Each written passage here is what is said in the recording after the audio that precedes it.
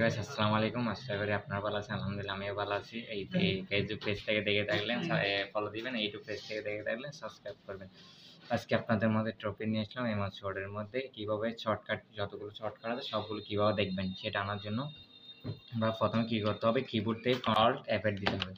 Alt F8 দেওয়ার পর এখানে একটা ডায়লগ বক্স আছে, এখানে নিচে মাইক্রো ইন আছে। ইনের মধ্যে এখানে গিয়ে জাস্ট এখানে কি করতে হবে, ক্লিক করে লেফট বাটন ক্লিক করে ওয়ার্ড কমান্ড দিতে হবে। ওয়ার্ড কমান্ড দেওয়ার পর আবার নিচে উপরে দিতে হবে। উপরে এটা ভিডিও এটা দিতে হবে লিস্ট কমান্ড।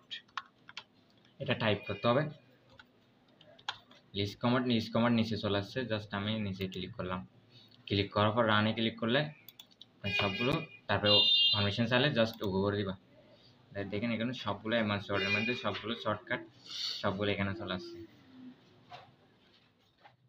লিখবো একটা সংখ্যা, সংখ্যা থেকে কীভাবে ট্যাক্সে কনভার্ট করবে, সেটা একটা বড় সংখ্যা থাকলে এটা ট্যাক্সে লিখতে অনেক কষ্ট করা যায়। সেজন্য শর্টকাট কীভাবে করে আমরা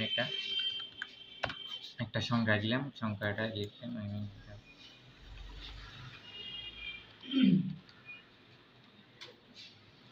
সংখ্যা নিলাম। এটা কী করবো, এটা টেক্সটে কনভার্ট করার জন্য প্রথমে এটা সিলেক্ট করতে হবে, তারপর কন্ট্রোল F9 দিতে হবে। কন্ট্রোল F9 দেওয়ার পর এখানে সেকেন্ড ব্র্যাকেট ওপেন হয়ে যাবে। তারপর প্রথমে কী দিতে হবে, ইকুয়াল দেওয়ার পর শেষ হওয়ার পর এখানে ব্যাকস্ল্যাশ দেওয়ার পর স্টার লিখে এখানে কাট ট্যাক্স এটা লিখতে হবে। TEXT কাট ট্যাক্স এটা লিখার পর এখানে মাঝখানে গিয়ে জাস্ট রাইট বাটন ক্লিক করবেন। এখানে আপডেট আছে, আপডেট ক্লিক করুন। দেখেন ম্যাজিক এখানে সংখ্যাটা 2563 এটা পুরোটাই চলে আসছে। কয়েকটা আন্ডারলাইন আছে, এগুলো শর্টকাটের মধ্যে কীভাবে আনবেন সেটা আজকে দেখে দেবো। প্রথম আন্ডারলাইনের জন্য জাস্ট 3টা মাইনাস দিতে হবে।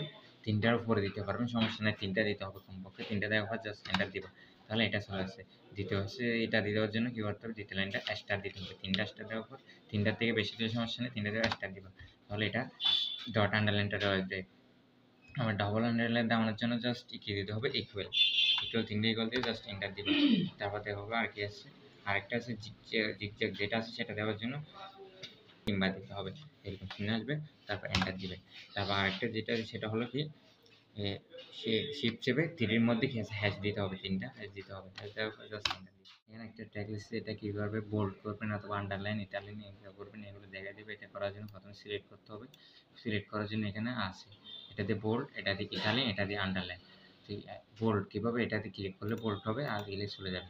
আর কিবোর্ড থেকে হলে শর্টকাট হলে কন্ট্রোল বি দিতে হবে, কন্ট্রোল বি দিলে বোল্ড হবে। আর ইটালিয়ান এখান থেকে হলে ইটালিয়ান মানে একটু বাঁকা, এখান দিলে হবে, না হয় কন্ট্রোল আই দিতে হবে। কিবোর্ড থেকে কন্ট্রোল আই দিলে ইটালিয়ান হবে, কন্ট্রোল আই দিলে এটা চলে যাবে। তারপর আন্ডারলাইন 7 প্রকার থাকে, 7 প্রকার। এখানে আন্ডারলাইন এখানে ক্লিক করলে আন্ডারলাইনটা আসবে।